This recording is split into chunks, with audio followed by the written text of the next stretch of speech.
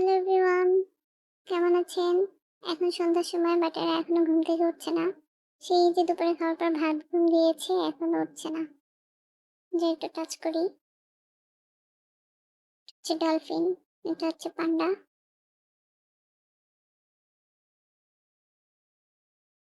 ঘুমের মধ্যে এদেরকে টাচ করলে এরা আরো নড়াচড়া দিয়ে ঘুমায়। এই যে লেজুটা, সুন্দর একটা লেজু, ইউনিক কালার। বিছনা খাতা খুবই খারাপ অবস্থা। ভাবতেছি বিছনাটা একটু সুন্দর করে গুছাবো, বাট এরা না উঠলে তো সম্ভব না। এই যে সোজা হয়ে ঘুমাইলো। নাড়া দিছি, সোজা হয়ে গেল। উঠো, ওঠো, ওঠো, হ্যাঁ। নাস্তা করবে না? এই যে, কি অবস্থা বেডের? ওঠো, বেড ঠিক করতে হবে।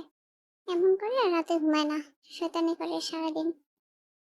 সারাদিন শয়তানি করে লাঞ্চ টাইমে ঘুমায়। তারপরে একদম উঠে ৭টা-৮টার দিকে। তারপরে ঘুমাতে ঘুমাতে ২টা-৩টা বাজায় ফেলে। আর এদের জন্য আমিও ঘুমাইতে পারি না শান্তিতে। কিরে, কি চাচ্ছিস? কি যেন একটা শব্দ হলো। ওনারা খুব ভয় পেয়ে গেল। ফড়িং, ওঠো। যেটা উনার খুব পছন্দের জায়গা। উনি এখানে ঘুমায়, যে পাশে ফড়িং ঘুমাচ্ছে। এই ওঠো, ওঠো, ওঠো। আবার আবার শুতে আসছিস কিসের জন্য? ওঠ। এই যে ওদের এক একজনের লেজ হচ্ছে এক এক রকম। যে মাথা দিয়ে লেজ হচ্ছে একটু হোয়াইট করলাম। ফড়িংকে এখানে নিয়ে আসলাম। এই ওঠ না রে। উঠে না, ওরা ঘুমাই থাকলে আমার ভালো লাগে না। ওরা ঘুমাই থাকলে আমার একদম একা একা মনে হয়। ঘরটা পুরো খালি খালি লাগে। এই যে এই লিচু, এই হচ্ছে আরেকটা লিচু। এই যে কত সুন্দর লিচু।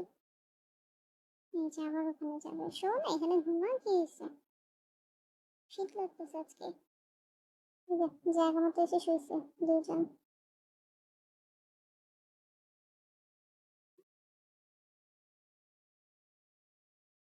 একটু আদর করে দিই। চুপ চুপ।